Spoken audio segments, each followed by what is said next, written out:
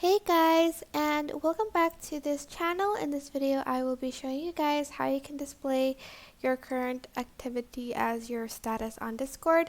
So go to user settings and you are going to find activity privacy under activity settings. You're then just going to choose that and enable this. Discord will automatically update your status based on the game you're playing if detectable an activity you're doing that supports rich presence, or if you're attending a public stage. So basically, if you also if you're sharing your screen, it'll be displayed anyways, I think. But this is just for games. So if you're playing a game, it'll be displayed as your activity status. And then here are the registered games that I have on my Discord.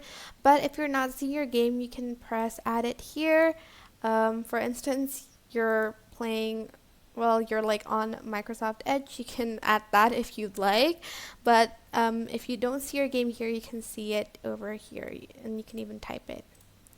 And that is basically it. Just press add game. I hope this tutorial was helpful for you guys. Don't forget to like, comment, share, and also subscribe to this channel if you haven't done that.